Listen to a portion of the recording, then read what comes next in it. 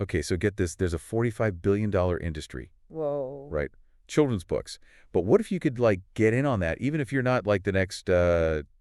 Seuss? Exactly, and that's what we're diving into today, this AI software, Tiny Books. It's getting a lot of buzz. And for good reason. They're saying you can create and sell your own books. Without any experience. Yeah, no writing, designing, or publishing experience needed. That's a game changer for anyone who's ever thought. I have a story to tell. Exactly. So Tiny Books, their AI is supposed to handle everything, right? That's the claim. From what I'm seeing, they're talking storybooks, comics, Coloring. activity books, puzzles, like the whole shebang. And it's not just writing the content. They're saying the AI illustrates, formats, even helps with marketing. It's like having a whole publishing team. In your computer. Powered by AI. Wild, right? Some of these features, though, multilingual translation. That's huge. You could be selling globally. Imagine if the translation's actually good. Of course, that's something to look into. Right. But there are also interactive ebook elements like animation, sound effects. That's cool. Makes it way more engaging. Especially for younger readers. Right. They even have this private marketplace. So you can sell your tiny books directly. Yep.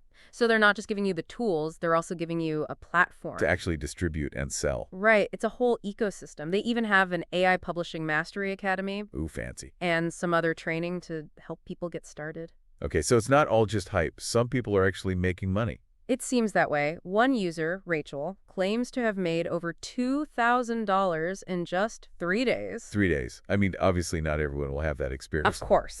But it's definitely I for get it. sure. Anytime you see these kinds of claims, you got to be a little skeptical. Right. Especially with technology. We need to separate the hype from the... Right. See if it actually delivers. Exactly. One thing that caught my eye, they offer a 30 days ironclad money-back guarantee. So they're confident, at least. Right. It reduces the risk a little. But it doesn't tell us everything. Definitely not. What happens after 30 days? What about book rights, ownership? So many questions. And, like, the bigger question here is, what does this mean for publishing as a whole? Yeah. Is AI going to completely change the industry? Is it a good thing, a bad thing? One of the sources highlighted Sarah Tyler. She's allegedly making 6 figures from AI-powered publishing. It's amazing to think about. But what happens to traditional authors? Publishers? So many questions. To really get it, we have to look at the bigger picture of AI's impact on creative industries. Music, graphic design. It's happening everywhere. And now publishing seems to be It's next. fascinating. Totally. And maybe a little bit scary. I think that's fair. Yeah. Okay, so Deep breath. We've got a lot to unpack. we do. Let's dive in. Sounds good. It feels like we're at this tipping point. Yeah, like everything's about to change. Exactly. The way we think about books, how we read them. And that brings up a really big question for everyone listening right now. Authors, publishers, readers. Yeah, anyone who's interested in this world of books, how do we adapt to all this? Okay, so let's focus back in on Tiny Books specifically. Right. Are there any, like, red flags we should be watching out for? No tech is perfect, right? Of course not. And one thing that pops up for me is quality control. I hadn't even thought about that. If anyone can create a children's book with AI, how do we make sure it's actually good? You know, engaging, educational. Right, and appropriate for kids. It's easy for AI to just put words and pictures together. But is it a good story? Exactly. And will all these AI books start to feel the same? Cookie cutter. Yeah, if everyone's using the same tools. And then what happens to the author? Like, if AI is doing all the work? Does that devalue human creativity? That's deep. It really depends on how we use this tech. If we just see it as replacing us, then yeah.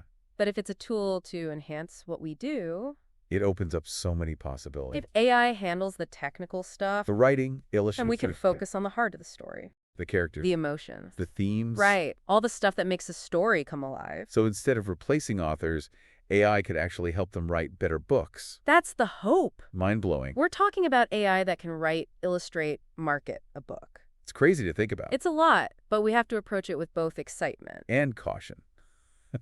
For sure. So, okay, let's say I'm an aspiring children's book author. You hear about tiny books, you're interested? What should I be thinking about? First, what are your goals? Why do you want to write this book? Money, fame. To entertain kids. To share a message. Once you know that, You can see if Tiny Books fits. right, it's a tool, not a magic solution. You'll need a good story. And you need to know who you're writing for. And you still have to put in the work. Definitely. Okay, so that's the practical side. But what about the ethical side? Right. We've talked about AI and creativity, but there's more. Like what? Well, how do we make sure these AI-generated books are fair? That they're not biased. Exactly, and that they represent different voices, perspectives. Yeah, we don't want AI making things worse. And are these books even good for kids? Developmentally. We need to be thinking about all of this. Wow. We're just scratching the surface here. It feels like every answer leads to 10 more questions. I know. So what are the questions that keep you up at night? I think about how to make sure AI helps creativity instead of replacing it. It's a fine line. And how do we prepare kids for a world where AI is everywhere, even in their books? Those are huge questions. No easy But answers. we have to talk about it. Absolutely. We need to be proactive, not reactive. Okay, so we've talked about the good and the bad of AI in publishing. But what about someone listening who's thinking, this is cool, but I'm no tech expert? How do I even start with something like tiny books? It's a good point. We have to make this tech easy for everyone to use. And tiny book seems pretty user-friendly. From what I've seen, yeah, the interface is straightforward and they offer lots of support. So even if I don't know coding or design, You could still create a book. that's amazing. Technology moves so fast. A few years ago, this would have been impossible. It's a revolution and we're right in the middle of it. Exciting. And a little scary. Definitely. It feels like we have a choice to make. Embrace these changes and see what happens. Or resist and get left behind. I know which I'd choose. Me too. Let's see what we can create. So we've talked about the potential, the what-ifs, but let's bring it back down to earth. Back to you, the listener. Exactly. Let's say I'm out there, I'm listening, and I'm like, okay, cool, I have this story idea, maybe a character I've been doodling.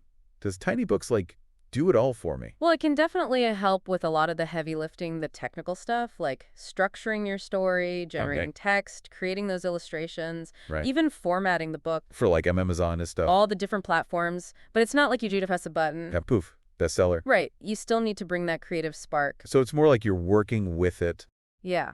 I like to think of tiny books as your creative partner. Okay, I like that. It can help bring your vision to life, but it's still your vision. You're the storyteller. Exactly. You're the one coming up with the characters, the plot, the world. All right. Tiny book just helps you get it all down. So that makes sense. But then how do we know it'll be, like, good? Can AI really write a book that's as good as a human?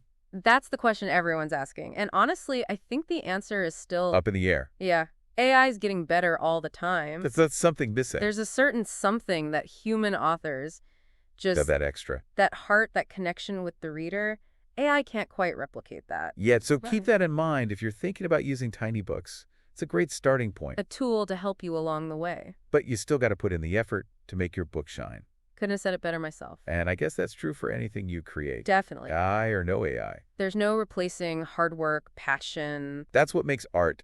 and in a world that's getting more and more AI powered, It's good to remember that. it really is. So as we wrap up our deep dive into tiny books, what's the one thing I want everyone to remember? Lay it on us. AI is powerful, No doubt. but it's a tool. That's it. And we get to decide how we use it. We have the power. We can use it to amplify our creativity, to reach people we never could before. Tell stories in new ways. Exactly. Or we can let it limit us, hold us back. We have the choice. That's the amazing thing. It really is. It's exciting and a little scary all at the same time. I get it. But to all the authors, the illustrators, the storytellers out there, Don't be afraid to try AI. but don't let it be the only thing. Stay true to yourself. Stay true to your voice. Keep getting better. And never stop believing in the power of your own creativity. Nicely said. This has been another amazing deep dive. Thanks for coming along with us as we explore tiny books and the whole world of AI and storytelling. It's been a pleasure.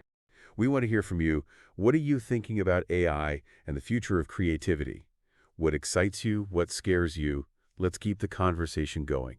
Until next time, keep exploring, keep creating, and keep diving deep.